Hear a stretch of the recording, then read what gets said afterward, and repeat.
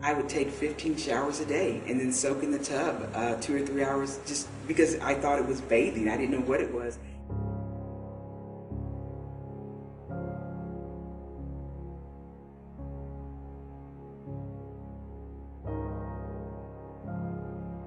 And I want to be clear for the viewers today, I'm not a medical doctor. They see the PhD, they think I'm in a scientific field. I'm not, so I want to be real clear. So my interpretation may be a little different than perhaps some of the scientists. But basically what it is the FMO3 gene that has a mutation on it. And that mutation usually prohibits the liver from breaking down byproducts of protein. Therefore, the trimethylane, it just doesn't pass normally as it would with someone without the FMO3 gene mutation. And that usually builds up in the body, and it can come out in a patient's breath, sweat, I've heard of it in their scalp, tear ducts in their eyes, any opening. Oftentimes this disorder causes paranoia, as you can imagine. When you see someone do that, it might not even be the TMAU patient, but because they've been ridiculed and so many condescending comments, they immediately think that it's them, and then sometimes they'll get into stress mode. And what happens when we have stress, well, at least me, I start to sweat more and so forth, and that makes it even worse. So it's a never-ending circle.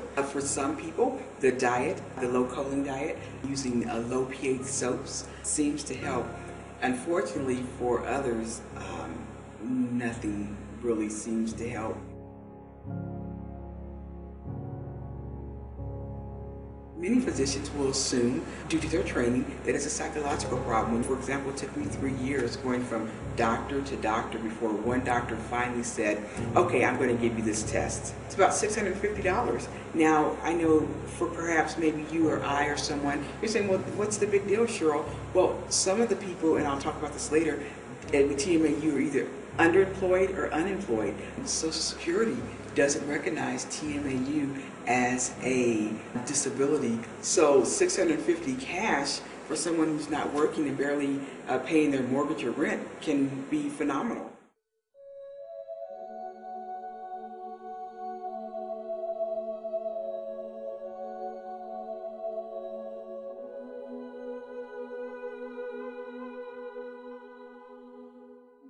The phone interviews, they always tell me, Cheryl, wow, you know, you're a perfect candidate.